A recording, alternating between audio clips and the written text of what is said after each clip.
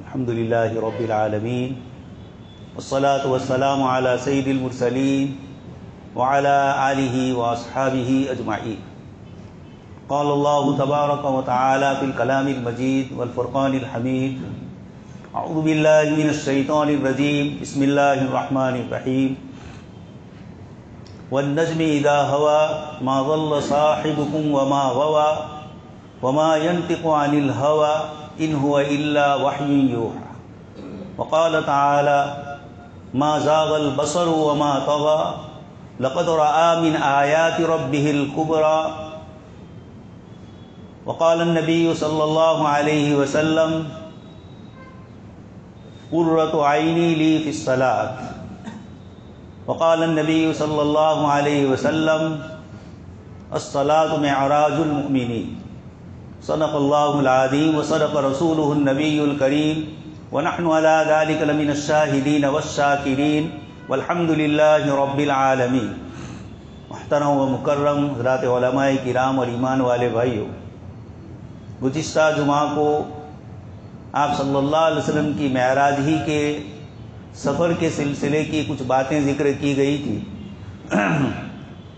آج بھی اسی عنوان پر گفتگو کلام پاک کی ان آیات کے ذریعے کی جا رہی ہے.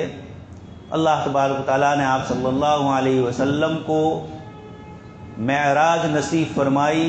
مکہ مکرمہ سے مسجد حرام سے بیت المقدس تک کا پورا سفر، جس کو قرآن کریم میں سبحان الذی اسریٰ کے ذریعے اللہ پاک نے سورہ بنی اسرائیل میں ذکر فرمایا. اور وہاں سے پھر آسمانوں کی سیر جو ہوئی وہ ان آیات میں جو میں نے آپ کے سامنے سورہ والنجم کی پڑھی، اللہ تبارک و تعالیٰ نے ان آیات میں اس کا ذکر فرمایا.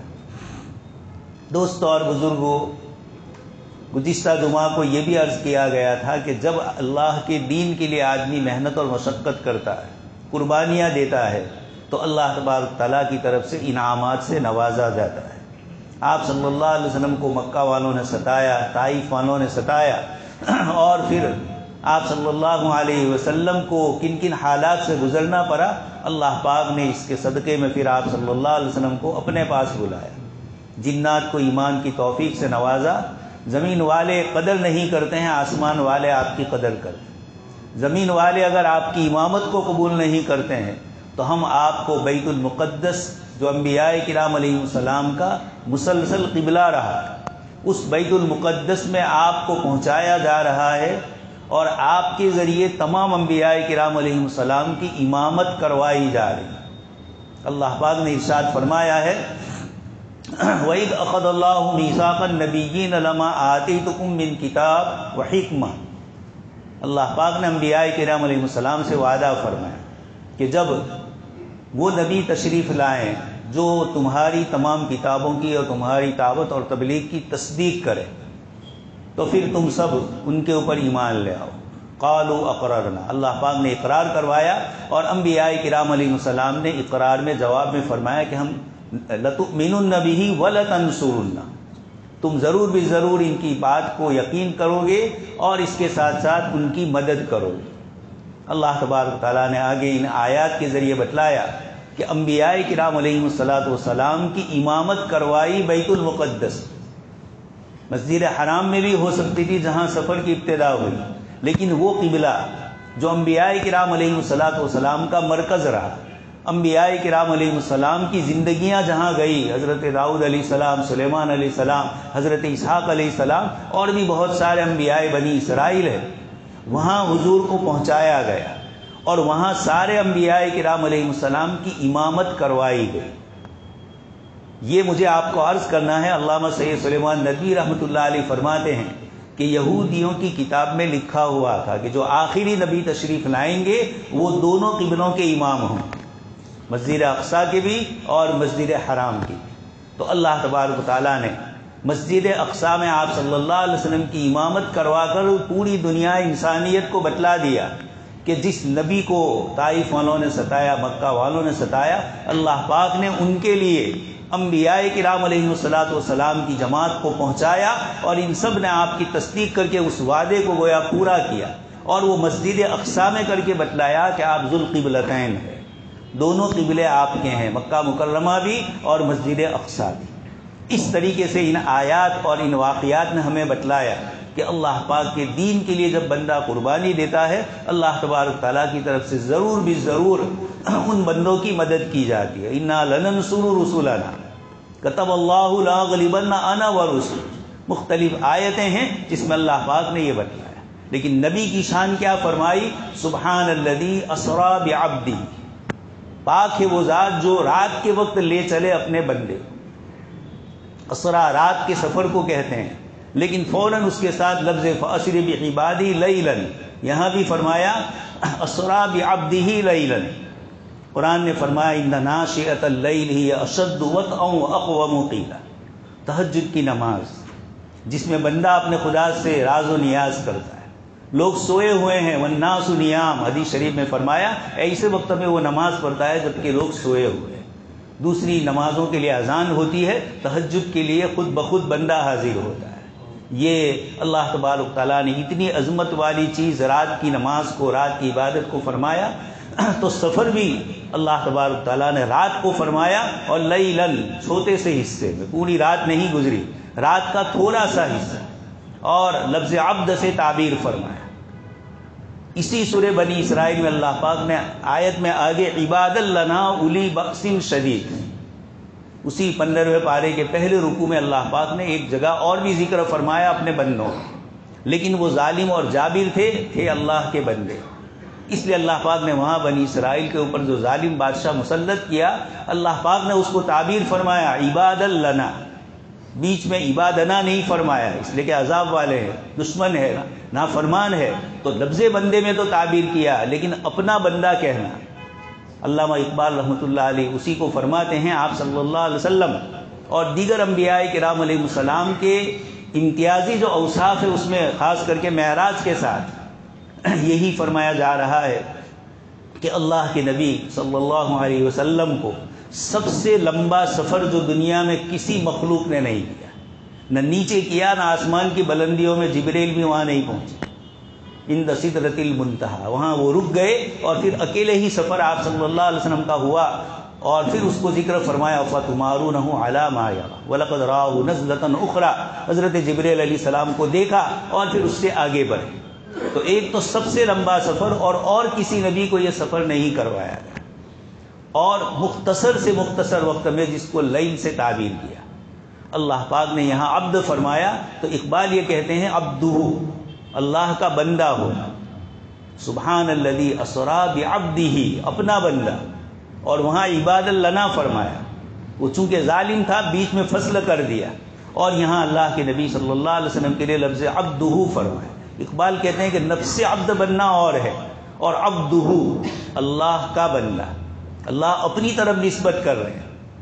رابعہ بصریہ رحمۃ اللہ علیہ کے متعلق آتا ہے، قبر میں تشریف لے گئی انتقال کے بعد، فرشتے تشریف لائے اور سوال کیا من ربک، حضرت رابعہ نے فرمایا کہ من ربک، اللہ میرا رب ہے، لیکن وہ مجھ سے اتنا راضی ہے کہ مجھے اپنا بندہ بنا رہا ہے، اپنی بندی مجھے بنا رہا ہے، یہ اصل چیز ہے۔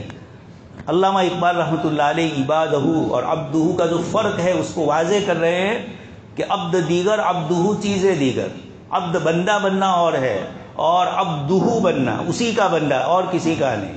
یہ اختصاص اور امتیاز اور اسپیشلٹی صرف اللہ کے لیے، یہ مومن کو بتلایا جا رہا ہے کہ تیرے نبی معراج پہ جا رہے ہیں، ساری بلندیوں سے بلندیوں پر، لیکن اللہ پاک اس وقت لفظ عبد سے تعبیر کرتے ہیں اور عبدہ سے تعبیر کرتے ہیں۔ ای سراپا انتظار و ای منتظر، اقبال آگے کہہ رہے ہیں کہ دوسرے بندہ وہ ہوتا ہے جو اللہ کی بارگاہ میں عز و نیاز مندی کرتا ہے، یہاں عبدہ یہ کیا ہے؟ ای سراپا انتظار، بندہ یہاں انتظار میں ہوتا ہے اللہ کی رحمت کی، اور ای منتظر، آپ صلی اللہ علیہ وسلم کو اللہ پاک نے انتظار فرمایا، بلایا آپ کو۔ ہر آسمان کے اوپر فرشتوں نے جس وقت جبریل علیہ السلام لے کر گئے، فرشتوں نے بھی پوچھا اور نبیوں نے بھی سلام عرض کیا، وہیں بار بار یہ سوال حدیث شریف میں آتا ہے کہ یہ پوچھا گیا من معک، جبریل آپ کے ساتھ کون ہے؟ تو پھر فرماتے ہیں آپ صلی اللہ علیہ وسلم کا نام لیتے ہیں، تو پھر فرشتے اس کے بعد چونکہ اطلاع ہو چکی تھی، لیکن من معک کے لفظ سے اکرام اور احترام مقصود ہے، کہ آپ ہی کے لیے یہ آسمانی دروازے کھولے گئے، تو اللہ پاک نے آپ صلی اللہ علیہ وسلم کو بیت المقدس میں پہنچایا۔ اس سے امامت انبیاء ثابت ہوئی، اسی سے ختم نبوت ثابت ہو رہی۔ اللہ پاک ان انبیاء کو یہاں مسجد اقصی میں الذی بارکنا حولہ، اللہ پاک نے جہاں برکتیں نازل فرمائی، انبیاء کرام علیہ السلام کا ایک لمبا سلسلہ عبادات میں مشغول ہوا۔ آج وہ انبیاء مقتدی بنے ہیں اور اللہ کے نبی صلی اللہ علیہ وسلم امامت فرما رہے ہیں۔ دوستوں اور بزرگوں، کائنات میں اللہ پاک نے جو معراج کا سفر کروایا، یہ سب سے بڑا آپ صلی اللہ علیہ وسلم کا اعجاز تھا، آپ کا اللہ پاک یہاں اکرام تھا۔ اس سے پتہ چلتا ہے کہ جب نبی اتنے عظمت والے ہیں، جن کو ان کا بنایا گیا، ان کی بھی ذمہ داریاں دوسروں سے زیادہ ہوئی۔ جب نبی کی ذمہ داری اور اللہ پاک نے آپ کی شریعت کے عموم کو بھی اسی واقعے کے ذریعے بتلا دیا۔ قرآن میں تو اترا ہی تھا، آخری آیت نازل ہوئی کہ الیوم اکملت لکم، لیکن وہاں امامت کروا کر پریکٹیکل طور پر بتلا دیا کہ اب ساری امامت اسی نبی کے ذمے ہے، اور ساری دعوت، ساری باتیں ماننا صرف انہی کی ہوگی اور کسی کی اب نہیں ہوگی۔ تو یہ امت کی عظمت بتلائی کہ اب دوسری کوئی امت آنے والی نہیں۔ یہ نبی کی طرف سے اس امت کو جو انعامات اور اللہ پاک کی طرف سے معراج کے سفر کے خصوصی جو انعام ملتے ہیں، اس کے اندر حدیث شریف میں فرمایا آپ صلی اللہ علیہ وسلم نے کہ مجھے 5 نمازیں میرے اوپر فرض کی گئی۔ دوسرے نمبر پر فرمایا سورہ بقرہ کی آخری آیتیں، آمن الرسول، وہاں سے جو پورا ہوتا ہے دونوں آیتیں، یہ بھی اللہ پاک نے اسی دن آپ صلی اللہ علیہ وسلم کو تحفے میں دی۔ اور تیسری چیز یہ فرمائی کہ آپ کی امت میں سے جو شرک نہیں کرے گا، اللہ کے ساتھ پارٹنرشپ نہ عبادات میں، نہ حقوق میں، نہ عقائد میں، نہ معاملات اور معاشرات میں، اس کے ساتھ کوئی نہیں، یہ جو شخص بھی اس طرح کی گواہی دے دے گا لا یشرک بی شیئا، اللہ پاک فرماتے ہیں اس کی مغفرت کا میں آپ سے وعدہ کرتا ہوں۔ ان اللہ لا یغفر ان یشرک بہ ویغفر ما دون ذلک لمن یشاء، یہ تو آیت نازل ہوئی، لیکن معراج میں بھی یہ بتلا دیا گیا کہ آپ کی امت میں سے جو شخص شرک نہیں کرے گا، اللہ تبارک تعالیٰ اس کی بخشش اور مغفرت فرمائے۔ یہ آپ صلی اللہ علیہ وسلم کو اوپر بلایا گیا، جنت اور جہنم کے مناظر دکھلائے گئے۔ مکہ مکرمہ سے بیت المقدس جاتے ہوئے علماء محدثین اور سیرت نگاروں نے لکھا کہ مدینہ منورہ میں بھی 2 رکعت پڑھی گئی۔ حضرت موسیٰ علیہ السلام کا طور پہاڑ اور وہاں کا علاقہ آیا، وہاں بھی پڑھی گئی، اور اس تسلسل کے ساتھ نماز کے ساتھ جا رہے ہیں اور 5 وقت کی نماز کا پورا ہدیہ لے کر آ رہے ہیں۔ اس لیے انبیاء کرام علیہ السلام کی شریعتوں میں بھی نماز تھی، آپ صلی اللہ علیہ وسلم اسی کے مطابق پڑھتے تھے۔ جہاں آپ صلی اللہ علیہ وسلم پر کوئی وحی نازل نہیں ہوئی، وہاں آپ صلی اللہ علیہ وسلم ان کی باتوں پر، ان کی چیزوں کو سمجھتے تھے، اور انبیاء کرام علیہ السلام کی طرح آپ نے بھی نماز، لیکن امت کے اوپر فرض نہیں ہوئی۔ یہ 5 نمازوں کی فرضیت آپ صلی اللہ علیہ وسلم کے اسی سفر میں ہوئی۔ اس سے گویا حدیث جو میں نے آپ کے سامنے پڑھی، الصلاۃ معراج المؤمنین، اللہ کے نبی کی معراج تو وہ تھی جو اللہ پاک نے بلایا، لیکن آپ صلی اللہ علیہ وسلم نے اس وقت جو اپنی دل کی کیفیت ذکر فرمائی اللہ پاک کے سامنے، سراپا عز اور نیاز مندی فرمائی، اور فرمایا التحیات للہ والصلوات والطیبات، تمام قولی عبادتیں زبان سے جو نکلتی ہے، پڑھتے ہیں ہم، یہ سب بھی اللہ کے لیے، والصلوات، ہماری جانی مالی جتنی بھی چیزیں ہیں، وہ طیبات، پاکیزہ مال کو بھی ذکر فرمایا، تو قولی بدنی، یہ ساری جتنی عبادتیں ہیں، اللہ کے نبی صلی اللہ علیہ وسلم نے اللہ پاک کے سامنے فرمایا التحیات للہ والصلوات والطیبات۔ اللہ پاک کی طرف سے جواب آیا السلام علیک ایھا النبی، اے ہمارے حبیب صلی اللہ علیہ وسلم، آپ پر اللہ پاک کی طرف سے سلام۔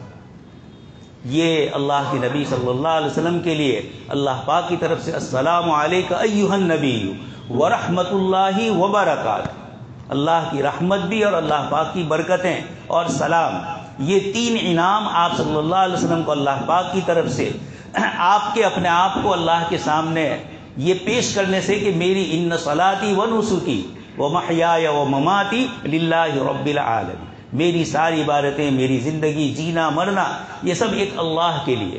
جب حضور نے اس کا اقرار کیا تو اللہ پاک نے سلام پہنچائی السلام علیک ایھا النبی۔ اس کے بعد اللہ کے نبی صلی اللہ علیہ وسلم کو اپنی امت یاد آئی، السلام علینا وعلی عباد اللہ الصالحین۔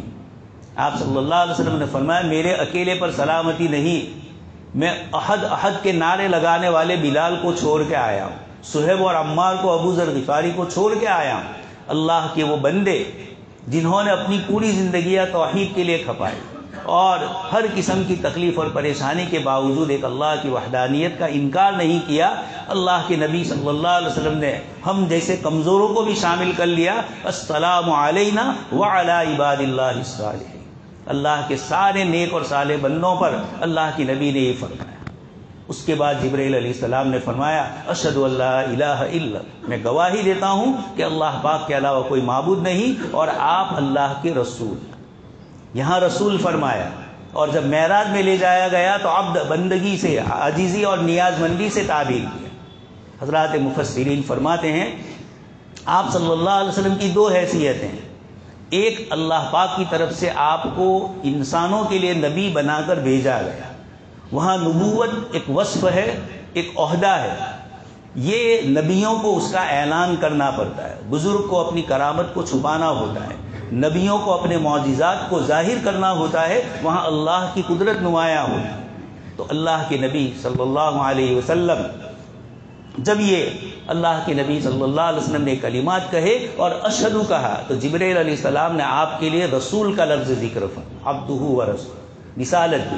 تو جب اللہ پاک کی طرف سے نبوت دی جاتی ہے، انا ارسلناک شاہدا ومبشرا ونذیرا داعیا الی اللہ باذنہ وسراجا منیرا، یہ سارے اچھے اچھے اوصاف اوپر سے جب بھیجا جا رہا ہے تو بندوں کو پہچان کروانے کے لیے کہ جس نبی کو ہم نے بھیجا ہے ان کے یہ اوصاف، یہ خصوصیات ہیں، یہ تو جب اللہ پاک کی طرف سے بھیجا جا رہا ہے۔ لیکن بندہ جب اپنے اللہ کی طرف متوجہ ہوتا ہے تو اس کی نیاز مندی ہوتی ہے، اس لیے آپ صلی اللہ علیہ وسلم کو لفظ عبد سے تعبیر کیا یہاں پر، اس لیے کہ لفظ عبدیت اللہ پاک کو پسندیدہ ہے۔ الکبریاء ردائی والعظمت ازاری من نازعنی، حدیث شریف میں ہے کہ تکبر اور بڑائی اللہ پاک فرماتے ہیں یہ میری چادر ہے، کوئی اس کو کھینچنا چاہے گا تو میں اس کو تباہ و برباد کروں۔ یہ نیاز مندیوں سے اور دین کی قربانیوں سے اللہ پاک کی طرف سے بلندیاں ملتی ہے۔ تو اللہ کے نبی صلی اللہ علیہ وسلم نے التحیات کے اس تحفے میں امت کو بتلا دیا کہ اللہ پاک کی طرف سے جب اتنے بڑے انعام ملے، اس امت کے نبی کو سارے انبیاء کرام کی امامت کروا کر بتلایا گیا کہ اب اسوہ اور نمونہ صرف اور صرف آپ صلی اللہ علیہ وسلم کی ذات ہو۔ معراج کے سفر میں انبیاء کرام علیہ الصلوۃ والسلام سے ملاقاتیں ہوئی اور واپسی پر امامت کروا کر پھر آپ صلی اللہ علیہ وسلم واپس آئے۔ یہ دوسرا جو مرحلہ ہے اللہ تبارک تعالیٰ نے اس کو سورہ نجم میں ذکر فرمایا کہ آسمان میں اللہ تبارک تعالیٰ نے آپ صلی اللہ علیہ وسلم کو کہاں کہاں پہنچایا، ایک ایک دروازے پر بخاری شریف کی روایت میں سارے نبیوں کی باتیں ذکر کی جاتی ہیں۔ حضرت تھانوی رحمۃ اللہ علیہ نے اس کو یاد رکھنے کے لیے ایک جملہ فرمایا ہے، اعیاہم، یہ عربی کا لفظ ہے، اعیا کا معنی تھکا دینا، عاجز کرنا، تو اعیاہم ہمارے نبی صلی اللہ علیہ وسلم نے دوسرے سارے انبیاء کرام علیہ السلام سے آگے بڑھ گئے، یہ اعیاہم ان کو پیچھے رکھ دیا۔ شیخ سعدی رحمۃ اللہ علیہ فرماتے ہیں کہ سدرۃ المنتہا پر جب آپ صلی اللہ علیہ وسلم اور جبرائیل علیہ السلام الگ ہو رہے تو آپ صلی اللہ علیہ وسلم نے عرض کیا جبرائیل چھوڑ رہے ہیں، آپ صلی اللہ علیہ وسلم نے ارشاد فرمایا چدر دوستی مخلصم یافتی انانم ز صحبت چرا تافتی، جب آپ نے مجھے اپنی دوستی میں مخلص پایا تو اب سدرا پہ مجھے کیوں چھوڑ رہے ہو، میرے ساتھ اوپر کے سفر میں بھی آئیے۔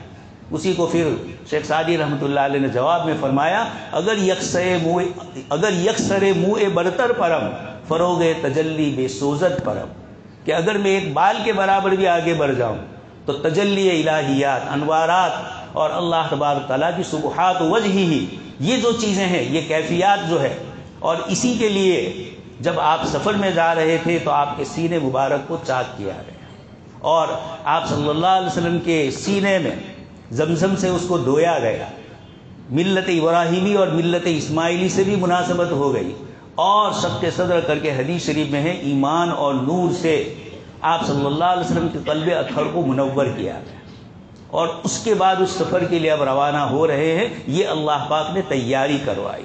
تو معرفت الہیہ کیسے حاصل ہوتی ہے؟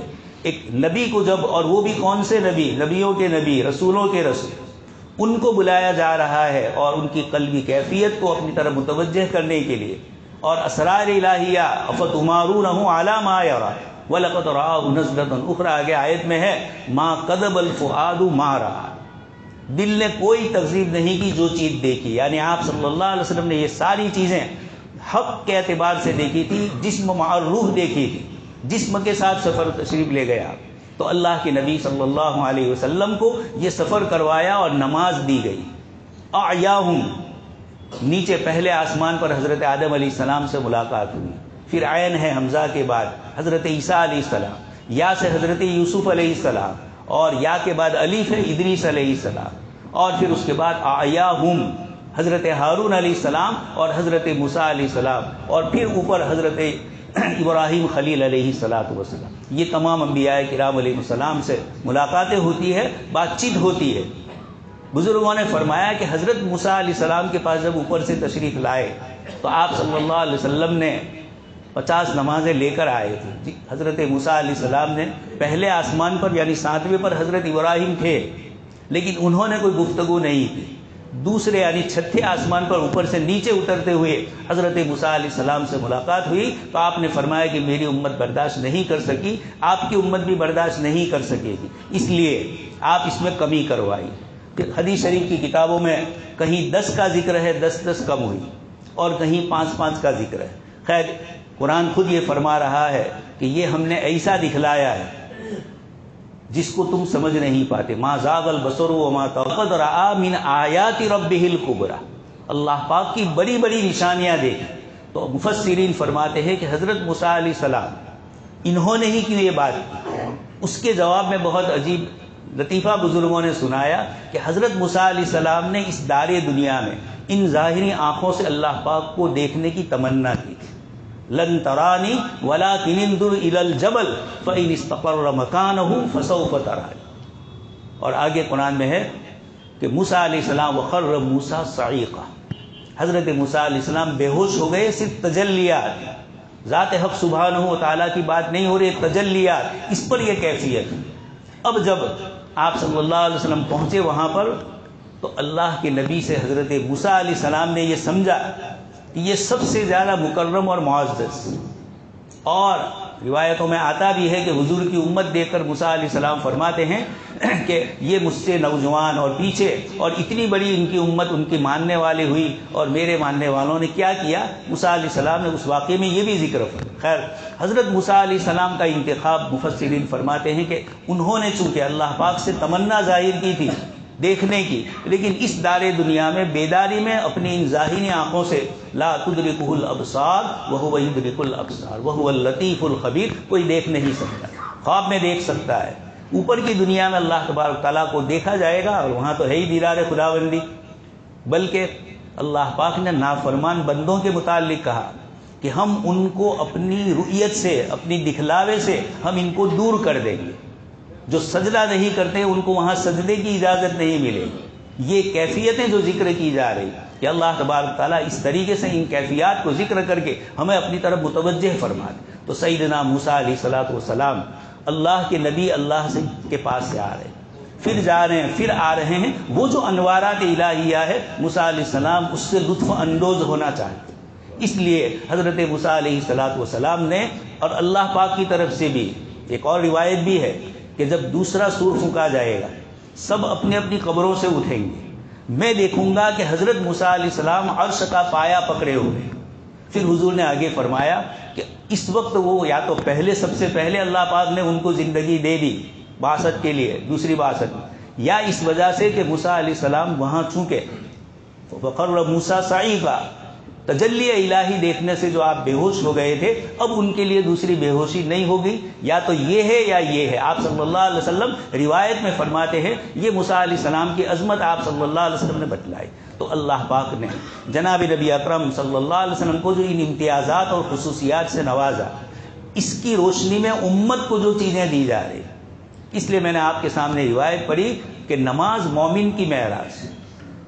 اللہ پاک نے اتل ما اوحی الیک من الکتاب واقیم الصلاۃ ان الصلاۃ تنہی عن الفحشاء والمنکر، قرآن کریم کی تلاوت فرمائی یعنی تلاوت کی جائے، دوسرے نمبر پر نماز پڑھی جائے، اور تیسرے نمبر پر اللہ پاک نے فرمایا وَلَذِكْرُ اللَّهِ أَكْبَرُ، اللہ کا ذکر بڑا ہے۔ یہ تین چیزیں 21ویں پارے کی پہلی آیت کے اندر اللہ پاک نے ذکر فرمائی، اور آپ صلی اللہ علیہ وسلم بھی فرماتے ہیں کہ معراج کے اس سفر میں مجھے یہ تین نعمتیں ملی۔ دوستو اور بزرگوں، اس لیے ان تین چیزوں کا ہم اہتمام کریں تو اللہ کے نبی سے جیسے پریشانیاں اور تکلیفیں چھٹ گئی، اللہ پاک مومنین سے بھی، ایک تو دعا ہے سورہ بقرہ کی جو آخری آیتیں ہیں، اللہ پاک ایک طرف نماز بتلاتے ہیں۔ یہ نماز ایسی عبادت ہے امت محمدیہ کی کہ یہ ساری مخلوق کی عبادت ہے۔ آپ صلی اللہ علیہ وسلم نے وہاں دیکھا معراج کے اور اسراء کے سفر میں کہ ایک فرشتہ کھڑا ہے وہ قیام ہی میں ہے، ایک فرشتہ رکوع میں ہے وہ رکوع میں ہی ہے مسلسل، ایک سجدے میں ہے تو وہ سجدے میں ہے، کوئی قاعدے میں ہے تو قیامت تک وہ قاعدے میں ہی رہے گا، وہ دوسرا کوئی ارکان اور رکن ادا نہیں کرے گا۔ لیکن نماز میں اللہ پاک نے قیام بھی فرمایا، رکوع بھی، تو مومن جب نماز پڑھتا ہے وہ فرشتے الگ الگ، یہ مومن ان تمام صفات کے ساتھ، ان تمام عبادتوں کی ارکان اور حیتوں کے ساتھ پوری کی پوری نماز پڑھ کر انبیاء کرام علیہ الصلاۃ والسلام سے اپنا اتصال قائم کر رہے ہیں، اور خاص کر کے آپ صلی اللہ علیہ وسلم۔ اس لیے دوستو اور بزرگوں، نمازوں کی پابندی کی جائے، یہ یہاں سے عبادت نہیں ہے، اوپر سے ملا ہے ہدیہ۔ اللہ پاک کی طرف سے جب اتنا بڑا ہدیہ ملا ہے تو یہ نماز کو ہم معمولی نہ سمجھیں، اور دوسرے نمبر پر دعاؤں کا اہتمام ہو۔ قرآن نے ربنا آتنا لا یکلف اللہ اور آمن الرسول سے جو دعائیں ہیں، یہ بھی عجیب ہے، ہم مانگتے تو بے ادبی ہوتی، توہین ہوتی اللہ پاک کی۔